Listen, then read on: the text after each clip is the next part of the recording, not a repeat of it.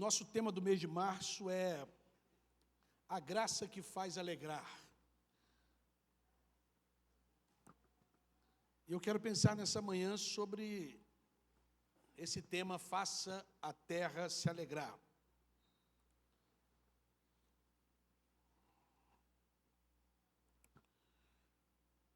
Versículo 1 do Salmo 97.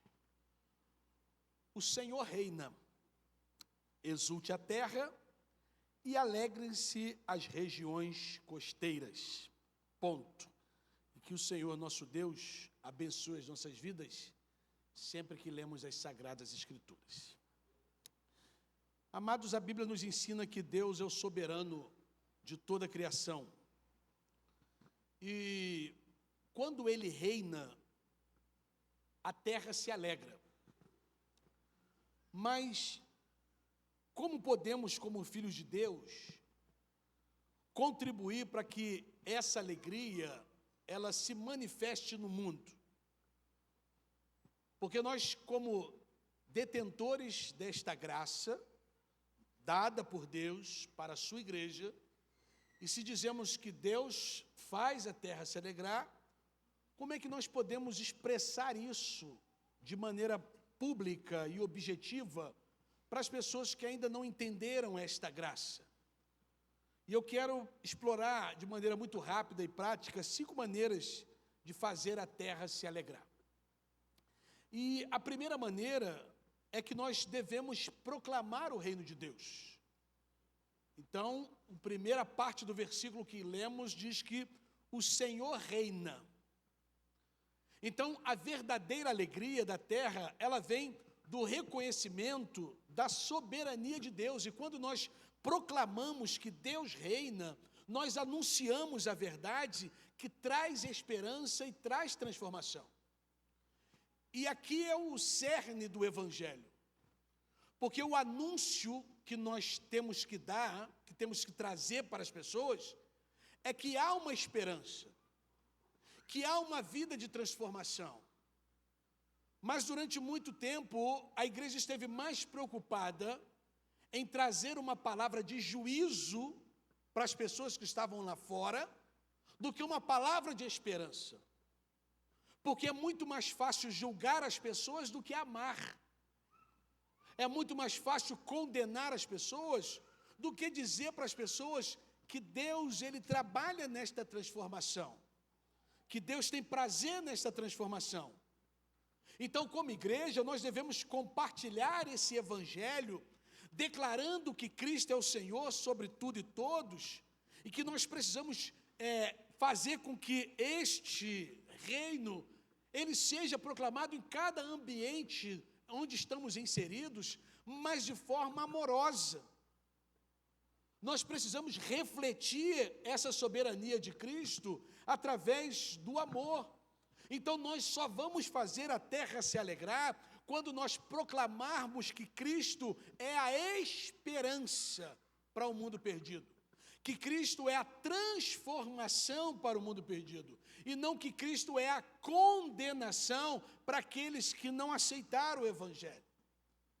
Porque parece que nós temos mais prazer em lançar as pessoas do inferno do que trazê-las para a graça. Parece que temos mais prazer em saber que o inferno será mais povoado do que o céu.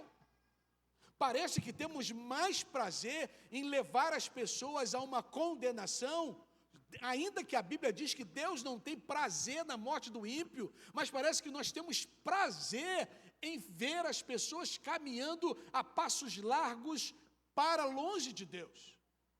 E por isso hoje muita gente prefere estar longe da igreja. É por isso que temos cada vez mais pessoas que amam Jesus, mas odeiam a igreja.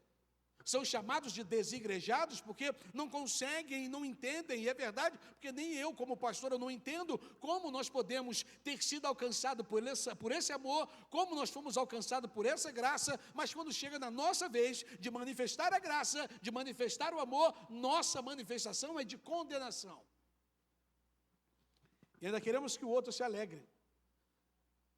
E aí nós chegamos lá e dizemos, vim trazer uma palavra de alegria para você. Você vai queimar no inferno se continuar vivendo assim. Quem é que se alegra com uma palavra dessa? Agora, se eu digo, olha, eu vim aqui trazer uma palavra de esperança para você, dizer para você que o vazio que tem no seu coração é preenchido com Cristo Jesus, que nada nesse mundo que a gente busca tentando preencher esse vazio, nós vamos alcançar se não for através da graça de Deus. Há uma segunda maneira de fazer a terra se alegrar, que é viver em justiça e santidade. Porque a graça não é um passaporte para pecar. O versículo 2 do Salmo 97 diz que nuvens e escuridão nos rodeiam. Justiça e juízo são a base do seu trono. Então é óbvio que a alegria da terra está ligada à justiça de Deus. É óbvio que quando nós falamos do amor, nós não podemos esquecer que o pecado corrompe.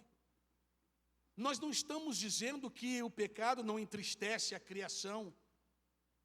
Mas, e quando pregamos a graça, nós temos que lembrar também que a retidão e a mansidão, ela restauram e ela traz alegria. É claro que a graça, como eu já disse, não é um passaporte para o pecado. Essa graça nos leva a pensar que quando vivemos de acordo com os princípios de Deus, nós ajudamos a fazer com que este amor se espalhe. Então, quando eu entendo a graça sobre a minha vida, eu entendo que esse amor me alcançou, eu entendo que alguém pagou a minha dívida, eu entendo que alguém morreu no meu lugar, a partir deste amor, eu levo também, vivo uma vida de justiça, procuro viver uma vida de santidade, agora não é com medo de ir para o inferno, mas por amor e gratidão por aquilo que alguém fez por mim. E aí eu passo a ser um agente da paz, nesse mundo, levando também essa mensagem de gratidão. Eu levo a mensagem de justiça, levo a mensagem de santidade, mas não é uma mensagem de medo em que o outro vive ali sob um jugo, que se ele sair daquele jugo, ou seja, ele saiu de um jugo do pecado e agora ele entra embaixo de um outro jugo, que é o jugo agora da igreja. Então, que alegria um escravo tem? Que alegria um escravo vive?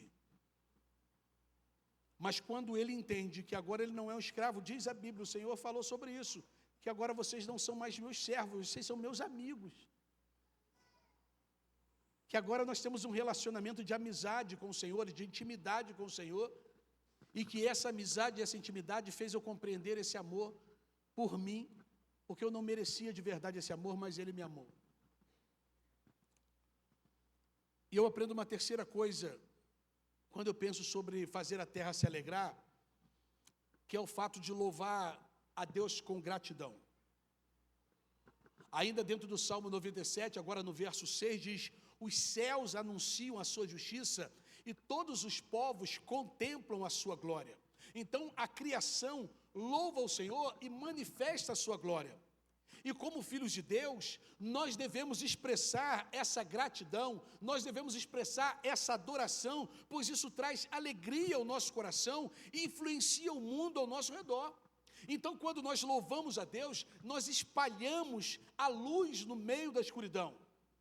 Quando eu adoro ao Senhor, quando eu louvo ao Senhor, quando eu reconheço a bondade de Deus sobre a minha vida, quando eu faço questão de dizer isso para as pessoas, o que Deus tem feito na minha vida, eu cultivo um coração grato e automaticamente as pessoas veem isso na minha vida. Quando eu louvo ao Deus invisível, as coisas que estão ao meu redor começam a ser visíveis, porque as pessoas começam a ver uma mudança na minha vida de comportamento.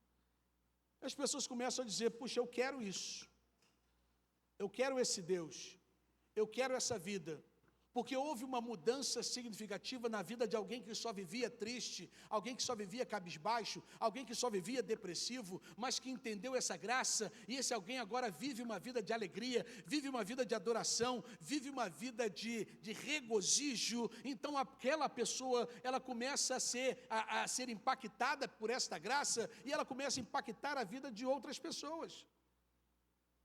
Então a outra maneira de fazer a terra se alegrar é louvar ao Senhor com gratidão, reconhecendo a bondade de Deus sobre a nossa vida, e automaticamente isso é uma forma de pregar o Evangelho. Porque, irmãos, nós já dizem, né, há Alguém disse, eu não lembro quem disse, mas alguém disse que nós somos a Bíblia que o mundo lê. Você é a Bíblia que o seu vizinho lê. Você é a Bíblia que seu funcionário lê. Você é a Bíblia que seu patrão lê. Você é a Bíblia que seu colega de trabalho lê, que seu colega de escola lê. Você é a Bíblia que a sociedade lê. E aí a pergunta é, que tipo de Bíblia estão lendo em sua vida? Porque é muito fácil viver um evangelho de estereótipo, de usar uma camisa evangélica, ou sair com uma Bíblia na mão, ou qualquer outra coisa que tem o estereótipo de crente, mas na nossa vizinhança nós somos conhecidos como os piores vizinhos, como o pior funcionário.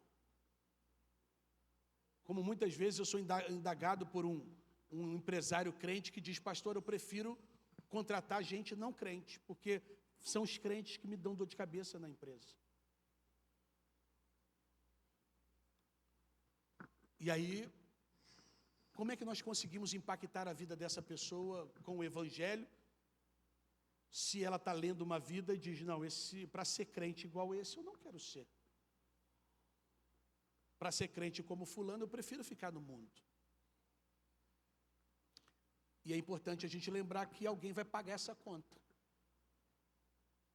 Você vai dar conta dessa alma que estava ao seu lado e você precisava refletir a Cristo, mas você fazia uma coisa e falava outra. A sua vida de estereótipo de crente, de terno e gravata, ou de coque e saia longa, que é o estereótipo de crente, mas que a vida, o dia a dia, é fofoqueiro, não paga ninguém, é veiaco, é um péssimo vizinho. E aí não adianta o vestir de crente, se as atitudes não são cristãs. Se nós queremos de verdade fazer a terra viver essa alegria, uma alegria contínua, não uma alegria de 4 dias que vai passar. Terça-feira acaba essa alegria, desses dias que parece que tudo é permitível, todo o excesso é permitido nesses 4 dias. Mas quarta-feira volta tudo à normalidade. Alguns dizem que o ano começa de verdade a partir de quarta-feira. Que normalmente dizem que o ano começa depois que o carnaval acaba. Mas e aí? Que tipo de vida? Que tipo de alegria? Porque essas de 4 dias acabou. Ou pelo menos esse de janeiro e fevereiro acabou. Vai entrar agora março e agora nós vamos viver o dia normal. E agora? Nessa crise que nós estamos vivendo de todos os lados, não é só no Brasil, no mundo inteiro, crise de valores, crise moral, crise ética, crise financeira, tudo. E como levar à terra essa alegria, se nós que somos o embaixador dessa alegria, não conseguimos manifestar essa alegria, nem na nossa vida e muito menos para os outros. Porque estamos mais preocupados em condenar, em julgar, em apontar, do que em viver em amor. E aí entra justamente a quarta prática, que é a quarta maneira de fazer a terra se alegrar, que é a provocação de amar e praticar a misericórdia. Se você olhar para o verso 10 do Salmo 97, vai dizer assim, vocês que amam o Senhor e odeiam o mal, Ele protege a vida dos seus fiéis e os livra da mão dos ímpios. Então esse versículo vai dizer que o amor e a misericórdia de Deus, elas são a fonte de alegria. E quando nós amamos ao próximo e praticamos a compaixão, nós estamos refletindo o caráter de Deus. Então a terra, ela vai se alegrar de maneira verdadeira e contínua e prolongada, quando o povo de Deus se levanta para cuidar dos necessitados e defender os fracos. Irmãos, a igreja devia sempre estar do lado da minoria. Mas eu não sei aonde, qual momento da história que nós nos perdemos. E principalmente, deixa eu chamar a atenção de nós conservadores aqui, tá? Não estou falando com os meus irmãos agora petistas, não. Agora deixa eu falar com nossa galera aqui conservadora. parece que nós conservadores, a partir de um discurso de um determinado político, parece que nós somos oposição a tudo que é minoria. E quando a gente olha para a vida do Cristo que nós servimos e amamos, esse Cristo reflete justamente uma direção para todos aqueles que são mais fracos, todos aqueles que são subjugados por esse sistema opressor que é governamental, por essa sociedade preconceituosa, por uma religião que mata. E nós parécemos que a gente deixou de ouvir o Messias e passou a ouvir o outro Messias, e parece que foi esse outro Messias que morreu na cruz por nós. E aí nós defendemos mais esse Messias que não morreu por nós do que o Messias que morreu. E aí nós confundimos o cristianismo com uma ideologia. E o cristianismo é um estilo de vida. E o estilo de vida cristã é amar aqueles que necessitam da graça. E principalmente o que mais necessita. Porque a Bíblia diz que aonde abundou o pecado, superabundou a graça. Isso é o Evangelho. Todo mundo sabe que eu nunca escondi que eu sou conservador. Nós amamos a família. Pensamos na família. Somos contra o aborto. Temos a Bíblia como regra de fé e prática. E se temos a Bíblia como regra de fé e prática, nós precisamos entender que bandido bom é bandido convertido para a glória de Deus. Porque o outro discurso não é cristão. Não é. Ah, pastor, mas não tem mais, irmão. Porque quando a gente pensa em fora da lei, nós estamos para o Senhor, para Deus, qualquer coisa é fora da lei. Se o seu discurso é que o fora da lei tem que morrer, você precisa entender que quando você ultrapassa em faixa contínua, indo para Guarapari, doido para chegar na praia, você precisa morrer. Porque se o seu discurso é quem é fora da lei tem que morrer, então você tem que morrer. Se tem uma placa que a velocidade máxima é 80 km e você anda a 140, se o seu discurso é quem anda no crime tem que morrer, você tem que morrer. Não, pastor, mas eu estou falando é que tem crime que merece, tem crime que não merece. É esse que é o erro, porque a Bíblia não diz que tem pecadinho e pecadão. A Bíblia diz que tem todos que erram o alvo. Pecado é errar o alvo. Os militares aqui da igreja, né? Vai lá fazer o treinamento, tem um alvo, tanto faz você acertar, né, Reinaldo, que é instrutor aí, né, não, tanto faz acertar, errar o alvo 10 centímetros ou 10 metros. Se errou o alvo, errou. Ah, não, mas eu só errei por 10 centímetros. Não, meu irmão, mas errou. Você tinha que acertar o alvo, você errou. Não, mas faltou um dedinho, né, mas errou. Ah, mas o outro errou 10 metros. Não, mas o outro errou também. Mas você também errou. Então, se o discurso é para quem errou é condenação, então você também errou. Ah, não, mas a punição para o outro deve ser maior. É porque para o outro a gente sempre acha que deve ser maior, né?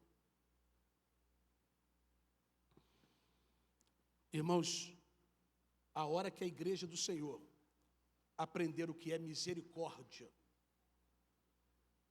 e lembrar que Deus usou de misericórdia com ele, e ele precisa usar de misericórdia com o outro, ele começar a praticar isso, aí nós não vamos precisar de nenhum método para fazer a igreja crescer. O que vai fazer a igreja crescer é as pessoas saberem que existe uma igreja em Manhuaçu que ama pessoas, que ama gente. E quem é que não gosta de estar no lugar onde é amado? Quem é que não gosta de estar no lugar onde é acolhido? E quinta e última coisa, para que a gente faça a terra se alegrar, é que nós precisamos espalhar a luz de Cristo. O verso 11 do capítulo 97 do Salmo diz: a luz semeia-se para o justo e a alegria para os retos de coração. Então, a alegria da terra é resultado dessa presença de Cristo. E como seguidores de Jesus, nós somos chamados a sermos luz. E quando brilhamos com boas obras, quando brilhamos com integridade, quando brilhamos com amor, a terra se enche de alegria. Então, a minha luz, que na verdade não é minha, e esse também é um grande erro, porque eu acho que é eu que sou bom, não, olha a minha luz, olha para mim. E olha que eu sou luz de holofote, porque eu sou luz gordinha, eu sou aquela luz mais redonda, então é uma luz que reflete mais. Mas eu não compreendi que não é minha luz, eu sou como a lua.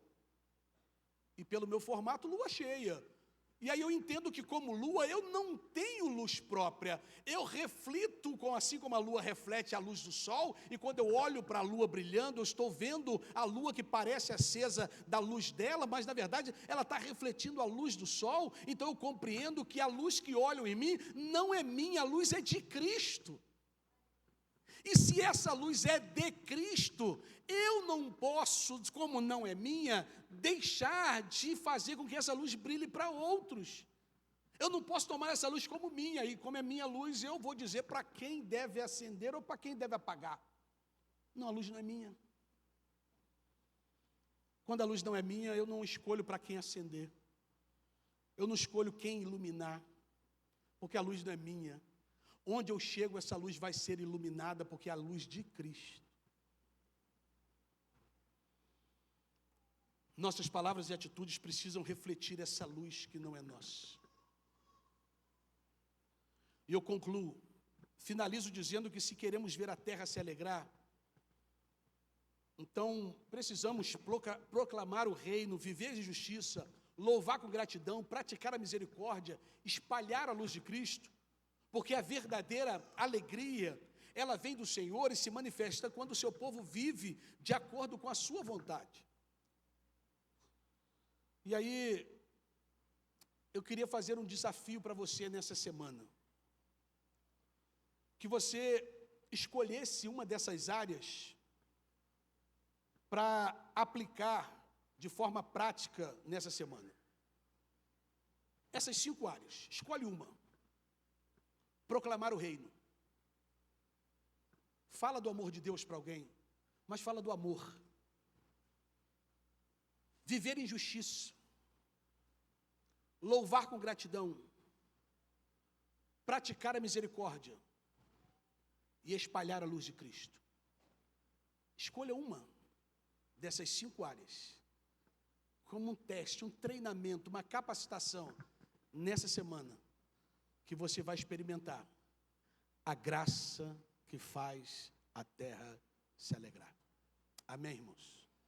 Que Deus te abençoe e que você compreenda claramente o que é a graça de Deus.